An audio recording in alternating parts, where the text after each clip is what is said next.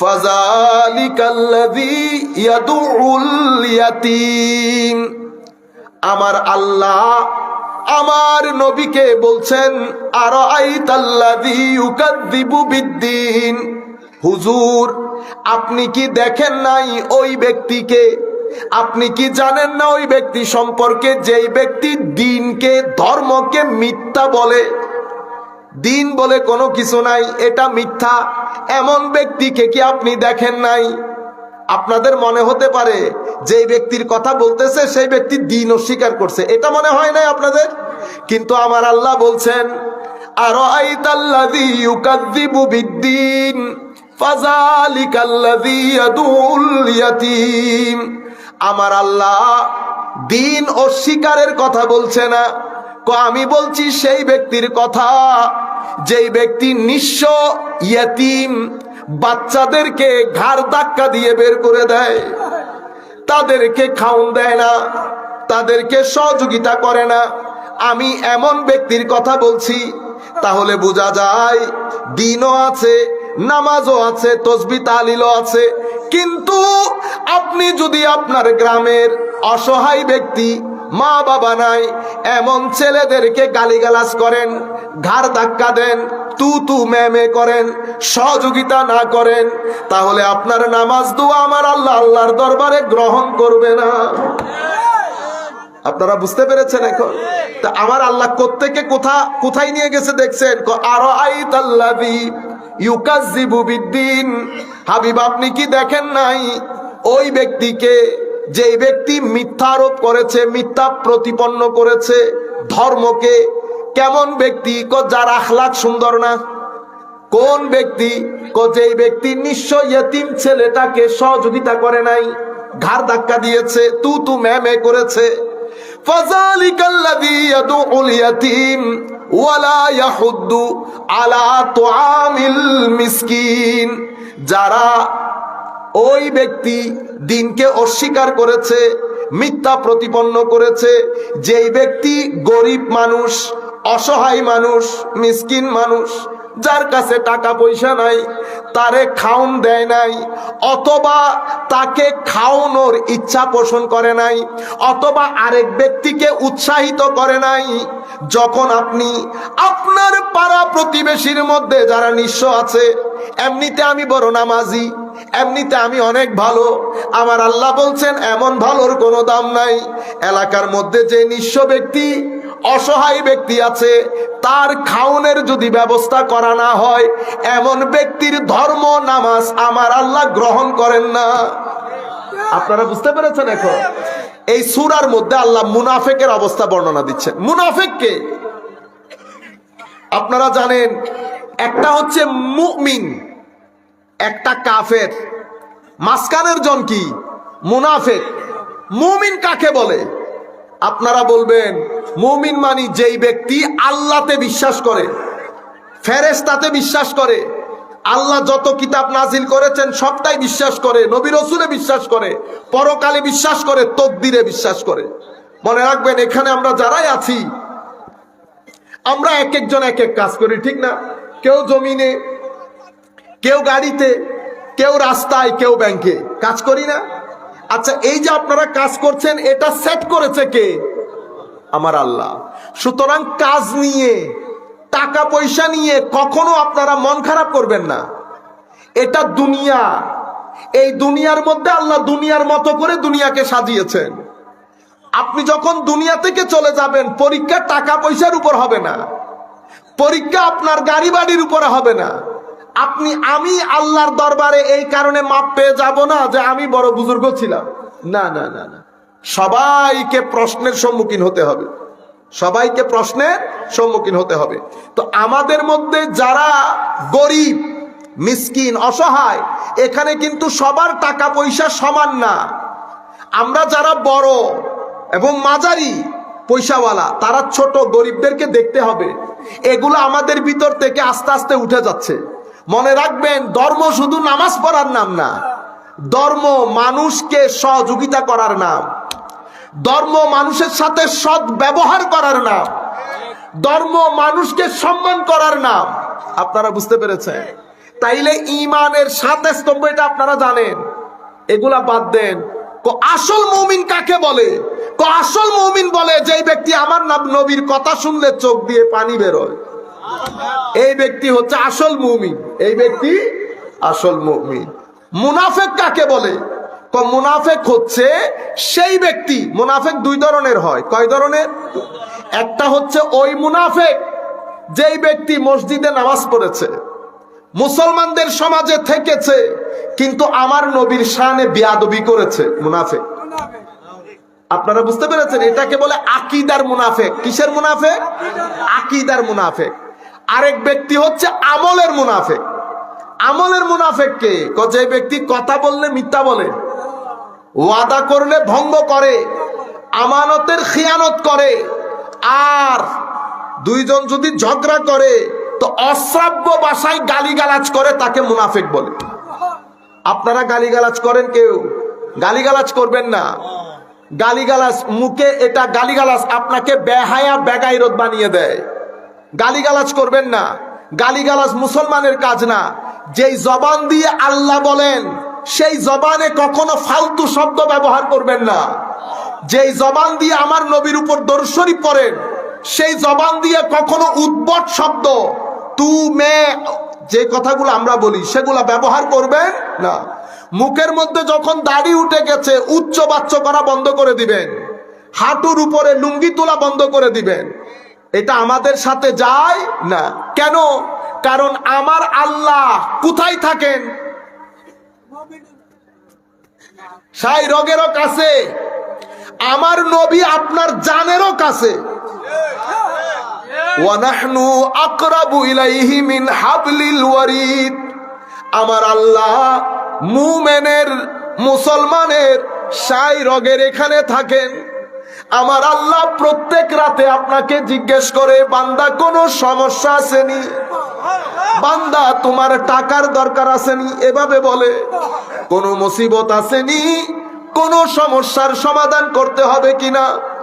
আমাদের যখন প্রয়োজন হয়, হাতের টাকা ফুরিয়ে যায়, আমরা কখনো বন্ধুর কাছে, কখনো ভাইয়ের কাছে, কেউ না বলে কেউ হা বলে, হা মাঝে মধ্যে, কিন্তু আমরা কখনো আমাদের সমস্যার সমাধানে আল্লাহর দরবারে আসি না। আসি? এখন থেকে সমস্যা হলে কি করবেন? এখন থেকে যখন সমস্যা হবে আগে আল্লাহর দরবারে। কিভাবে করবেন? মানুষ যখন শুয়ে যায়, এলাকার অথবা আপনার ঘরের মা বোনরা যখন শুয়ে যাবে, জায়নামাজ বিছিয়ে আল্লাহর দরবারে ফরিয়াদ করবেন, আল্লাহ আমি কিন্তু আপনার সৃষ্টি, আমি ইচ্ছে করে এখানে আসি নাই, আপনি পাঠিয়েছেন। আল্লাহ আমি ইচ্ছে করে গরিব হই নাই, আপনি করেছেন। মওলা আমি আপনার পেয়ারা রাসূলের জবান দিয়ে শুনতে পেয়েছি আপনি নাকি প্রত্যেক রাতে এসে বান্দাকে জিজ্ঞেস করেন কোন সমস্যা আছে কিনা। আল্লাহ রে আমি এই সমস্যায় পড়ে গেছি, মওলা তোমার দরবারে হাত তুলে ফরিয়াদ করছি, আল্লাহ আমার এই হাত যেন কোনো বান্দার কাছে গিয়ে পাততে না হয়। মওলা রে তোমার অনেক বান্দা আছে যাদের দিকে তাকালে তোমার অন্তর শীতল হয়, কিন্তু আমি বড় গরিব, আমার কাছে অন্য কেউ নাই, তোমার দরবারে হাত পাতলাম। মাওলা আমার সমস্যাও তুমি জানো, সমাধানও তুমি জানো। আল্লাহ তোমার দরবারে শুধু ইজ্জত ভিক্ষা চাচ্ছি, সম্মান ভিক্ষা চাচ্ছি, আমি যেন মানুষের কাছে হাত পাততে না হয়।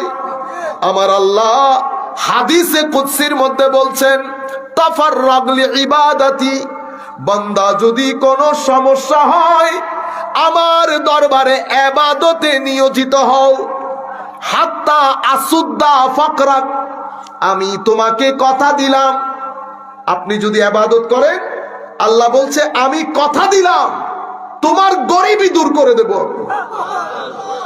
আর যদি তুমি ইবাদতে নিয়োজিত না হও তো মনে রাখো বনের বাঘ যেমন হরিণের পিছনে পিছনে দৌড়ায় তুমিও দৌড়াইতে থাকবা। রিজিকের সন্ধান পাবা না। তাহলে আজকের পর থেকে আমরা যখন কোনো মুসিবত হবে, আমরা কার সাথে শেয়ার করব? আগে মনে রাখবেন, আমার আল্লাহ যদি ভালো করে চাইতে পারেন, সকালবেলা উঠে দেখবেন সমাধান আপনার ঘরের দরজার মধ্যে দাঁড়িয়ে আছে।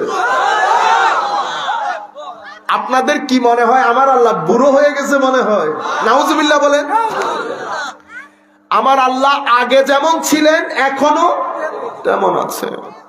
আগে যেমন সহযোগিতা করতেন এখনো তেমন সহযোগিতা করেন, কিন্তু আমাদের সাথে সম্পর্ক কি হয়ে গেছে? নরম হয়ে গেছে, কেটে গেছে। কারণ আমরা যেহেতু মৌলার খবর নেই না, মৌলার কি ঠেকা পড়েছে আমাদের খবর নেই।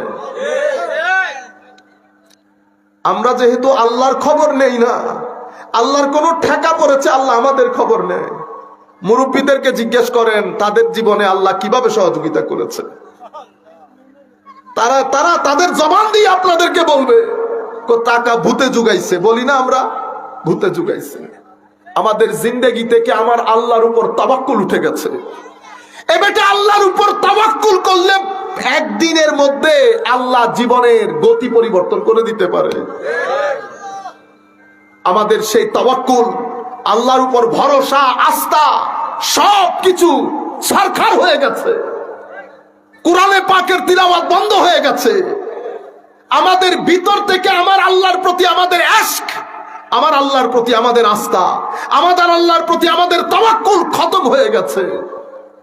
এলাকায় এলাকায় ধাক্কা খায়, ঘরে ঘরে ধাক্কা খায়, অপমানিত লাঞ্ছনার জীবন, কিন্তু আমাদের ভিতরে কোনো হুঁশ নাই। অথচ কুল কায়নাতের মালিক যিনি, উনি আমাদের রব, উনি আমাদের রব। আমার আল্লাহ যিনি, আপনার আল্লাহ তিনি না। কুল কায়নাতের আল্লাহ তিনি, যিনি পৃথিবী পরিচালনা করেন, তার যিনি রব, আমারও তিনি রব। কিন্তু আমাদের জিন্দেগি থেকে এগুলা মিঠে গেছে। কেউ নাই ঝাঁকুনি দেওয়া, নাটক সিনেমা করে ফেলেছে ওয়াজ তকরীরকে। এর গালি দেয়, এর গালি দেয়। ম্যাক্সিমাম ওয়াজ তকরীরের মধ্যে নর্থ বেঙ্গল বলেন, আপনাদের এই সাইড বলেন, আমার নবীর শানে বিয়াদবির বাজার গরম হয়। কেউ গান করে করে মাহফিল শেষ, 2-3 ঘন্টার বাজার মাহফিল জমেছে। 3:30 4টার দিকে গিয়ে আমরা যার যার বাসায় ঘুমিয়ে পড়েছি। কই ফজর, কই আল্লাহ, কই রসুল। আমরা চাই এটার ভিতরে একটা জিন্দেগি সঞ্চার হোক, একটা সংস্কার হোক। ইউথদেরকে বলছি বিশেষ করে, আপনারা সেই সমস্ত মাহফিলে যাওয়া বন্ধ করে দেন যেই মাহফিল গুলাতে আমার নবীর শানে বিয়াদবি হয়, যেই মাহফিল গুলাতে মাহফিলের শানে বিয়াদবি হয়। যখন মাহফিলের মধ্যে গান বাজনা হাসি তামাশা হবে, তো মনে রাখেন আপনি আমার নবীর শরীয়তকে হাসি তামাশায় পরিণত করেছেন। আপনার আযাব দুইটা, একটা আপনি প্রতিবন্ধকতার সৃষ্টি কেন করলেন না সেটা, আর একটা আপনি কেন এসেছেন সেটা। যেই মাহফিল গুলার মধ্যে এসে আপনার ভিতরের জগতের মধ্যে জিন্দেগির সঞ্চার হবে না, হায়া আসবে না, আমার আল্লাহর মহব্বত আসবে না, নবীর ইশক আসবে না, আউলিয়ায়ে কেরামের প্রতি নিসবতের হায়া আসবে না, যেই মাহফিল গুলাতে আপনার পিছনের জিন্দেগির জন্য আপনার হাহুতাশ আসবে না, কি করলাম কি করলাম, সেই মাহফিল মাহফিল না। সে হয় আপনার ঈমান নিয়ে খেলাখেলি করছে, অথবা আপনার দিন বরবাদ করছে। আপনারা বুঝতে পেরেছেন? মাহফিল গুলার মধ্যে স্পেশালি আপনাদের এই পাশের এলাকার মাহফিল গুলা, নর্থ বেঙ্গল সাইড বা এই সাইডে আমরা মেলা বসাই। মেলা খারাপ কিছু না, মেলা বসান, কিন্তু মাহফিল কি মেলার না। আমরা কি করি, মেলার মধ্যে থাকি, এরপরে দেখি মাহফিল জমতেছে কিনা, জমলে এসে বসি, জমলে এসে বসি, এরপরে মাহফিল জমানিও শেষ, মেলাও শেষ, কে কোথায় গেছে আর কোনো খবর নাই।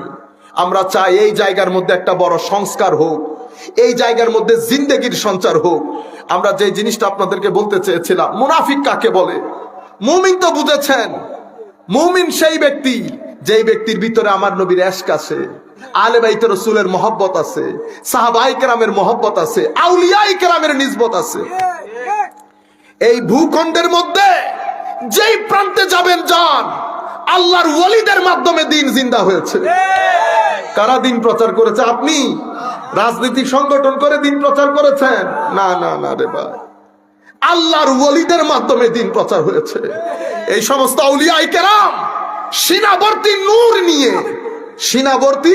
নূর নিয়ে তাহাজ্জুদের নূর, তিলাওয়াতে কোরআনের নূর, ইশকে ইলাহির নূর, তাকওয়ার নূর, ইখলাসের নূর, ওয়ারার নূর, দুনিয়া বিমুখতার নূর, এই সমস্ত নূর নিয়ে এই আল্লাহর ওলিরা পৃথিবীর বাংলাদেশের যেই প্রান্তে যেই বাড়িতে গেছে, তারা সেখানে অত্র এলাকার সমস্ত মানুষদের দিন শিক্ষা দেওয়া থেকে শুরু করে আল্লাহ ওয়ালা বানানো পর্যন্ত এবং দিনের বাজার বসানো পর্যন্ত, মসজিদ মাদ্রাসা প্রতিষ্ঠাকরণ পর্যন্ত সব কিছুর খেদমত বাংলাদেশের টেকনাফ থেকে তেতুলিয়া পর্যন্ত আল্লাহর ওলিরা করেছে। তখন কোনো ফিতনা হয় নাই, তখন কোনো ফাসাদ হয় নাই।